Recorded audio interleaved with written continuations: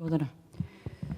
Звучи сурово, меѓутоа знаете што северна и се е можно.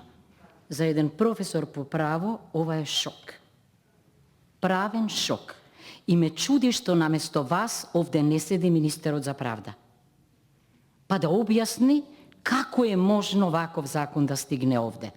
Значи, пазете, основно правило во правото е дека законите важат ерга омнес за сите, значи не за определени субјекти, не за влада и гама, не за влада и мак петрол, туку ерга омнес. И имаат неограничено правно дејство. Кога го читате овој закон, членот 1 вели, замислете, со овој закон се уредува начинот на решавањето на спорот помеѓу владата на Република Северна Македонија и МАК Петрол.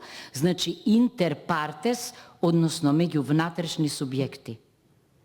Ова собрание има надлежност единствено да ратификува меѓународни договори.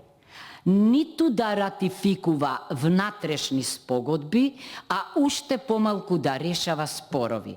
Во правото го викаме тоа ние неготиорум гестио, неповикано вршење туѓи работи.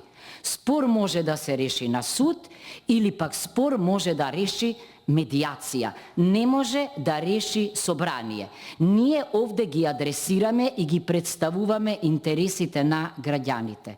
Второ, замислете, цел на овој закон е да обезбеди заштита на имотот и имотните права и интереси на Република Македонија и нејзин на тамошен развој. Пазете, читајте, глупост ја гледате, и нејзин на тамошен развој. Чиј развој?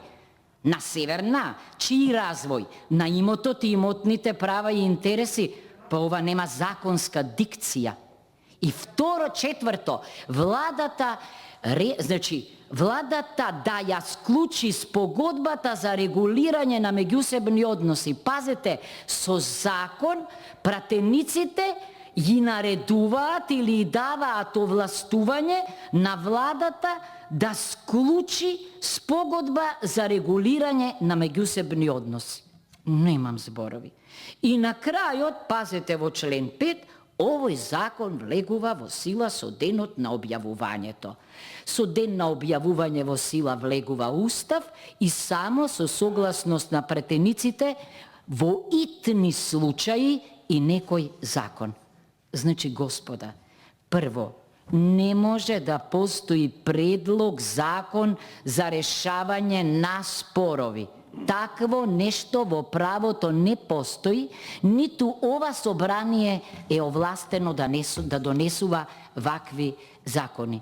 Второ, бидејќи државниот имот го штити и го представува државниот правобранител, јас сум шокирана зошто не го викнавте овде него, бидејќи од она што го читам како негово мислење, секоја чест.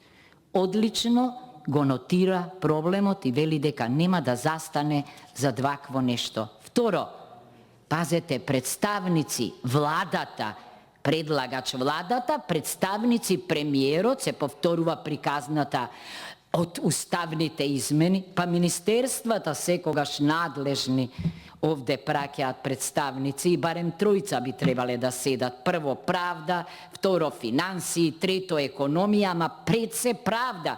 Оти ние не склучуваме овде, не решаваме имотни спорови, туку ги штитиме интересите на граѓаните. Значи, да заклучам.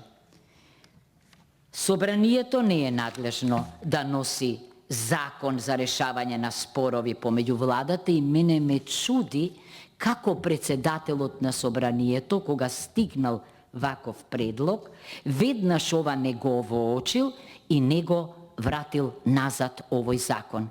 Второ, знаете ли што е овде чудно? Што имате еден овластен предлагач владата, ама пошто е спор интерпартес има друг субјект, значи другиот предлагач скрие не како сакате гама или мак петрол и интересна работа, одлично е што енергетската заедница поздравува решавање на спорови, ама да ги прашам јас од енергетската заедница дали во нивните држави со закон се решаваат спорови. И пазете последниот став.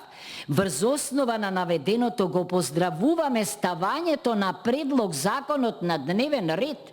Сега па комуникација председател на собрание и председател на енергетска заедница. Во која постапка ве прашувам? Каде е владењето на правото? Вели и на крајот и усвојување на следната пленарна седница. Па уште и влијание дека треба влијаат да се усвои овој закон, како што е предложен од владата, сега па однос енергетска заедница влада.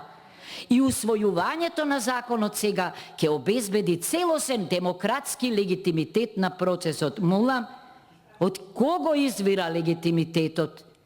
На што се темели легитимитетот? На устав, на закон и на деловник. Па уште стоеле на располагање за појаснување на придобивките од спогодбата, што значи иницијативата за спогодбата дошла од нив. Или пак се коучесници. Тоа нема ништо заедничко со владењето на правото. Да заклучам. Собранието има во определени ситуации квази судска надлежност функција, како истражна комисија во поглед на спорови, кои што се јавиле овде, во поглед на кршење на устав, на закон и слично. Меѓутоа, да има квази судска функција и таа да ја трансформира наместо судот со пресуда или медијаторот со некоја одлука за медијација преку закон, е тешко кршење на владењето на правото. Да ви кажам, господине, законот е противуставен. Уставниот суд е надлежен меѓу останатото и за решавање на судирна надлежности меѓу законодавна, извршна и судска власт. Ниту председателот на собранието, ниту владата не смееле на собранието да му доделат надлежност какво што ја нема. Ние не смееме да бидеме парасудска институција. Ние не смееме да решаваме меѓусебни спорови на субјекти, особено па акционерско друштво. Ве молам, значи да си го повлечете подитно овој закон, бидејќи мислам дека не дека ќе го биде нотирано ова во следниот извештај, туку ова покажува дека навистина нешто е труло во правен аспект во оваа земја. Страшно е кога трулежот се толерира и доаѓа од орган кој што треба да креира политики во границите на правото. И јас мислам дека овој закон, овој предлог на закон не смее да се подржи, бидејќи не му е место овде. Место му е или во суд, или во некоја медијација. Иначе го поздравувам решавањето на спорот, но не се решава со закон.